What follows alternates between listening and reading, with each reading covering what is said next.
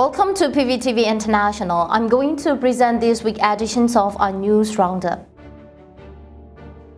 Cabinet news: Acting President tells leaders to be careful not to harm the public. Leaders must be extra cautious not to make mistakes that could harm members of the public, warned Acting President Walashila at the Cabinet meeting on September 12. The actions of leaders have greater impact on the country and communities than those of others. Therefore, the President reminds Cabinet members to be mindful of their responsibilities on all issues, no matter how small. National Unity Government: Prevention of drug trafficking is a revolutionary obligation. On September 14, the National Unity Government stated that prevention of narcotic trafficking is as a revolutionary obligation. Since the coup of February 2021, trafficking in drugs from Myanmar to neighboring countries and transnational crime have increased significantly. Prevention of narcotic trafficking is a revolutionary obligation. NUG said it will uphold the principle outlined in the United Nations Conventions on combating illegal trafficking in drugs, to which Myanmar is a signatory. Statement from President Office: No agreement was made between NUG Acting President, the Ministry of Defense and Bo Nagar. The President Office spokesperson Ujozo released a statement on September 12 about a meeting held between Acting President Walashila, Ministry of Defense Yinmarbin, and Bo Nagar, leader of the Myanmar Riot Dragon Army (MRDA). According to the statement, the three met over Zoom to discuss MRDA participations in the chain of command established by the Ministry of Defense and its ally, on-ground administrations and defense mechanism, and participation in security sector reform after the revolutionary period. According to the statement, the meeting did not result in any agreement on points discussed. NUG designates Myanmar Central Bank employee as terrorists. On September 14, the National Unity Government issued a notification against employee of the Central Bank of Myanmar. The notification was issued under Section 72, subsection 6E and 6B of Anti-Terrorism Law, which designated the military council a terrorist group due to its arbitrary arrest, killing, torture and violence of civilians since the coup of February 2021. The notifications of September 14 stated that employees of the Central Bank, from the President to lower-level staff, had committed ethical breaches, were accomplices of the military council, and had caused severe adverse impact on the public. Ministry of Defense: Over 2,500 soldiers killed in clashes between Myanmar military and People Defense Forces in Bago. The Ministry of Defense stated that the People Defense Forces have killed more than 25 soldiers from the Myanmar military in clashes in Yidashi Township, Bago. Fatalities included 2 artillery soldiers killed in a sniper from Naypyidaw PDF Yoma column. The military council losses occur despite attacks by 2 Myanmar Air Force jets. The attacks were a joint operations among the Naypyidaw PTF Yoma column, Battalion 3501 and 3502 of the People Defense Forces of Daung District, Pawani column, and Tandang People Defense Forces. Ministry of Defense pays tribute to generations of young people who have struggled to liberate Myanmar from military oppressions. In his remark on the 2nd anniversary of the People Defensive War, Ministry of Defense Yinmarbin said that a life under military oppression is one of the greatest losses and lack of human dignity. It is essential, he said, to choose whether to live on your knees or fight to regain lost dignity. Tens of thousands of Burmese young people have chosen to fight. The National Unity Government was able to establish the People Defense Force because of leadership and commitment of young people who choose to engage in armed struggle to liberate the people from those who exploit weapons to enslave them.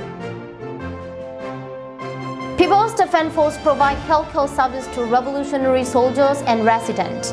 The medical unit of the People's Defense Forces, donor column, is providing healthcare and humanitarian assistance to civilians in Yi Township, Moon State, announced the Ministry of Defense on September 13. A total of 122 civilians, including 67 men, 51 women and 5 children under the age of 5, from 6 villages received healthcare and treatment in July and August 2023. The column also gave medical training. Karenni State has inflicted many defeats on the Myanmar military. In commemorations of the 75th Karenni National Martyrs Day, NUG paid tribute to the Karenni martyrs of the Spring Revolution who made the ultimate sacrifice for federal democracy. Across the country, the Myanmar military has suffered significant political, military and moral defeats. Since the coup of February 2021, they have been unable to impose their rule across Myanmar's territory. Karenni State has been unwavering in its resistance despite extreme brutality and sustained offensive by the Myanmar military. Yinmarbin District Defense Forces stably recognize themselves as PDF in order to maintain the path of resistant war strongly and firmly. For the Allied People Defense Forces, Yinmarbin District Battalions 3, 4, 5 and 6 will still be recognized themselves as PDF battalions so as to be parts of precise supervisions during the revolution by duly abiding chain of command and code of conduct COC. Also, they will reportedly be receiving the support and supervisions from Ministry of Defense, MOD, and respective military regions, according to the statement of National Unity Government, Ministry of Defense. Since their formation in May 2022, this battalion have received a total of 31,800,000 Myanmar kyats, equivalent to 120,876.48 USD in support. Even before being officially recognized as People Defense Forces, they received a total of 24,166.67 USD to aid in the production processes of MRDA. Other than that, 28,070 USD in total has been received from both local and global donors, including contributions from PRF processes, facilitated through the Ministry of Defense procedures. In March 2022, Ministry of Defense provided assistance to MRDA, enabling them to purchase necessary weapons with the collected funds and to collaborate with allies. This assistance included 90,000 USD in monetary support as well as an initial provisions of 5 automatic rifles with related ammunition, 15 grenade launchers with related ammunition facilitated through No. 1 Military Region to MRDA. Furthermore, among 4 battalions already under COC, the Battalion 6 received 93 automatic rifles and 7 grenade launchers reportedly. Ministry of Foreign Affairs, NUG urged ASEAN to implement timely reforms. The Ministry of Foreign Affairs to the Government of National Unity announced on September 7 requesting ASEAN to review the ASEAN 5-point consensus and the timely implementations of reform that aligns with the current situation. The current situation significantly differs from the time when the ASEAN 5-point consensus was established and strongly urge ASEAN to take prompt action since it is necessary to carry out the reviews of this ASEAN 5-point consensus. It revised and the terms to align with the current situations and commencing the implementation activities. Ministry of Home Affairs and Immigration. Nearly 30 terrorist military council members killed in one day. Ministry of Home Affairs and Immigration to the National Unity Government announced on September 9 that nearly 30 members of terrorist military council were killed and 13 others were injured within a single day. Ministry of Natural Resources and Environmental Conservation. Tax fine probably used for revolution. Union Prime Minister Mawin Kaidan said at the Union Level Resource Management Committee meeting on September 13 to balance in the distributions of resource management responsibility between the grassroots level and the federal level. Resource management has generated a large amount of tax fine from full-scale operations within territorial jurisdiction, and the positive progress in resource management, as well as managing the environmental damage resulting from resource activities. Ministry of Education encouraged continuous support and education opportunities for students. The Ministry of Education to the National Unity Government announced a statement on September 15 that children and students are suffering physically, mentally and sexual violence in the wake of the terrorist military council, illegal coup and brutality in the interim period. Learners to have equal access to education and equal opportunities to complete their educations, and the Ministry of Education suggests considering and providing support for activities that enable children and learners to have access to continuous learning and to be able to return school to continue learning. Ministry of Labour warns against forcing workers to comply and making deductions from wages.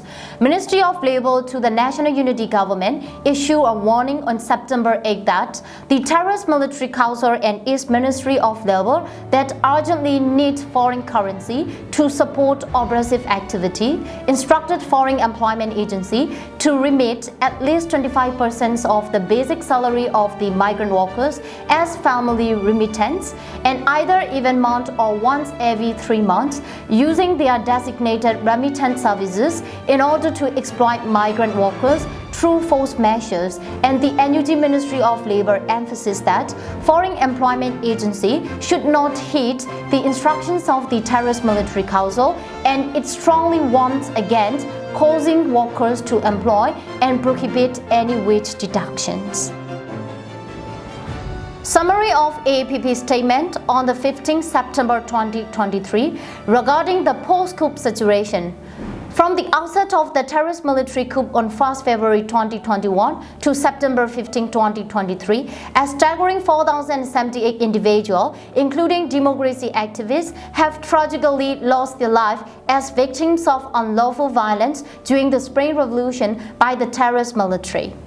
AAPP has also documented an additional list of approximately 400 unidentified victims, the subjects of ongoing investigation, awaiting confirmation.